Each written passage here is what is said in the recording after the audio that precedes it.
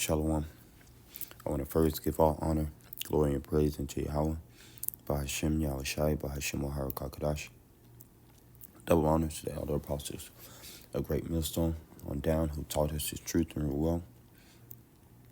This is September 20th, the verse of the day for that day. Once again, Akim Salakim for once again being behind schedule. But Lord's will for the future Akim that do come in, it's satisfying.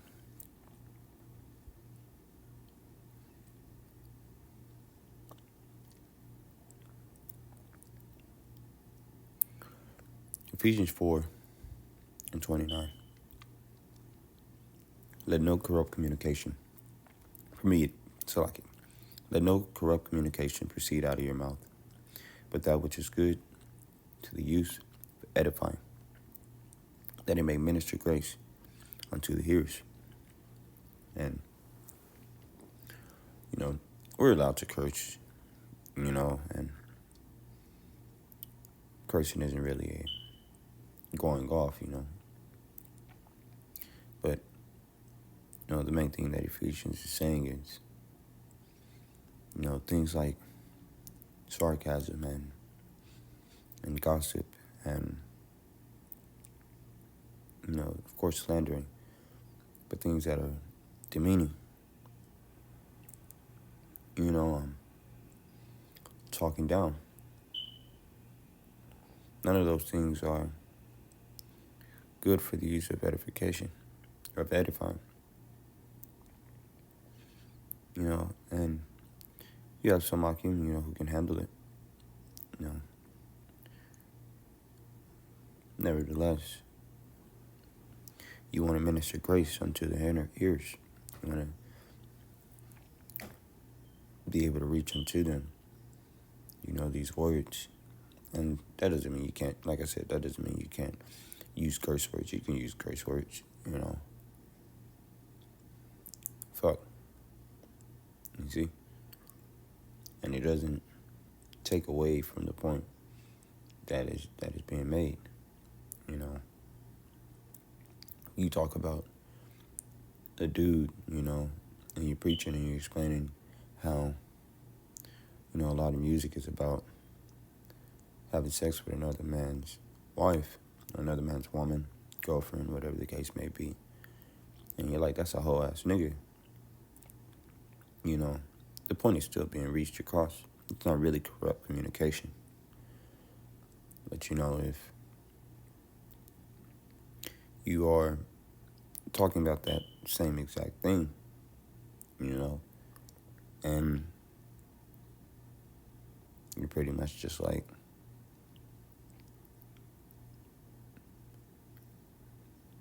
you could have sex with that man's wife. You could fuck that man's wife. That's corrupt. Is it not?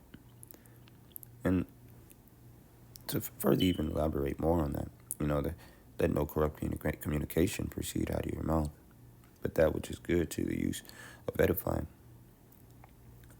Even still, because what I'm talking about is, I was just talking about saying you can't do it, is really still just going against the doctrine at the end of the day. But like Ephesians is really going into is, really demeaning one of the Akim, really demeaning, roughly paraphrasing, just pretty much like getting on someone that does eat meat because you don't eat meat. Those kind of scenarios.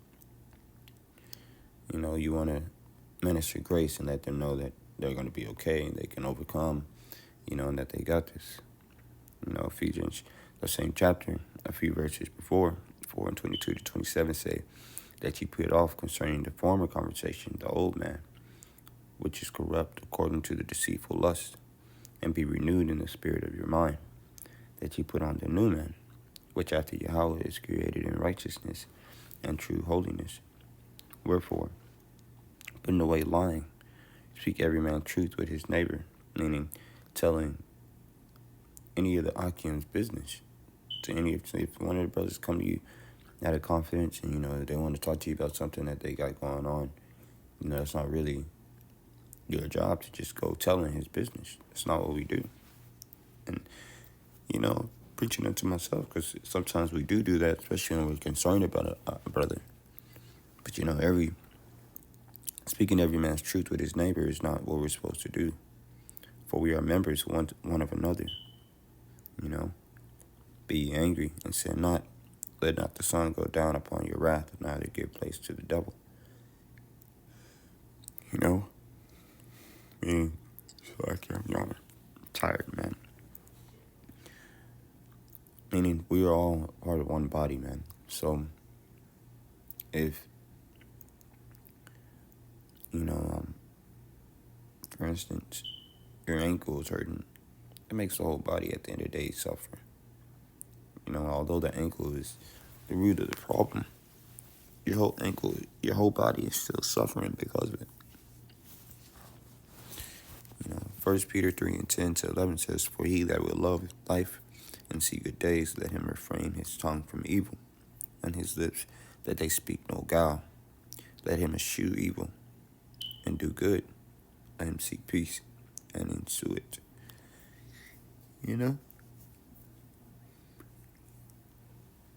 That really kind of goes back to that you reap what you sow saying. If you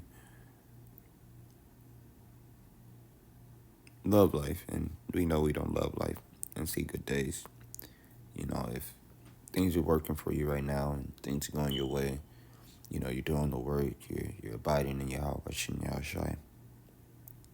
You want to be as blameless at the end of the day as possible.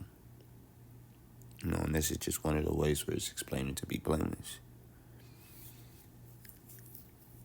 So just keep in mind, we are all one body, and we have to sharpen iron with iron. We have to look after one another. We have to build each other up. We have to communicate effectively and correctly.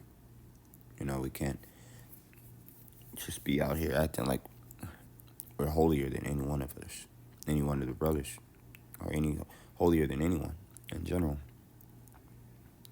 So those were that was edifying. Kwam Yasharallah.